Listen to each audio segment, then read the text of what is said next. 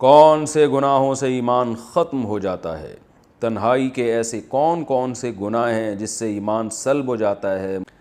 دیکھیے، گناہ سے ایمان سلب نہیں ہوتا، لیکن سلب ہونے کا خطرہ ہو جاتا ہے کہ ایسا نہ ہو کہ جب آپ بار بار گناہ کریں گے. پہلی بات تو یہ یاد رکھیں، گناہ کو اگر جائز سمجھ کے کیا جائے جبکہ شریعت نے واضح طور پر بتایا کہ یہ غلط ہے، تو بھی انسان کافر ہو جاتا ہے، اس سے ایمان ختم ہو جاتا ہے. جیسے کوئی نماز چھوڑے، قضا کرے اور بولے کہ اسلام میں نماز قضا کرنا جائز ہے، تو یہ کافر ہو جائے گا. کوئی شراب پیے اور کہے کہ اسلام میں شراب پینا جائز ہے، تو کافر ہو جائے گا، کیونکہ یہ اجماعی مسائل ہیں. لیکن اگر کوئی گناہ کو گناہ سمجھ کے کرتا ہے، اسے پتہ ہے کہ میں غلط کر رہا ہوں، تو وہ کافر نہیں ہوتا، گناہ گار ہو جاتا ہے. البتہ یہ ضرور ہے کہ حدیث سے ہمیں یہ پتہ چلتا ہے کہ ایمان کے اس مقام پر وہ نہیں رہتا، کیونکہ گناہ کرنے سے ایمان کی ویلیو کم ہوتی ہے.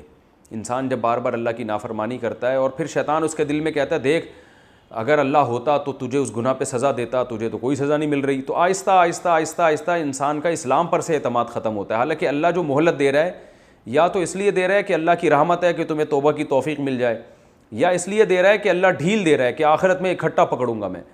تو یا تو یہ ڈھیل کی وجہ سے مہلت مل رہی ہے یا اللہ کی رحمت کی وجہ سے. یہ اللہ کا قاعدہ ہے کہ بسا اوقات وہ فوراً نہیں پکڑتا گناہ پہ، مہلت دیتا ہے.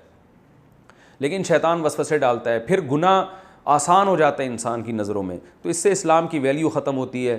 تو بعض دفعہ ایسا ہو جاتا ہے کہ پھر موت کفر پہ ہوتی ہے، انسان واضح لفظوں میں اسلام کا اور اللہ رسول کا انکار کر دیتا ہے.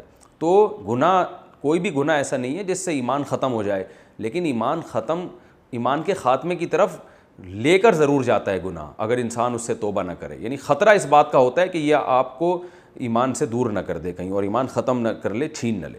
تو یہ ہر گناہ میں طاقت ہے، جو جتنا بڑا گناہ ہوگا اس میں یہ طاقت اتنی ہی زیادہ ہوگی.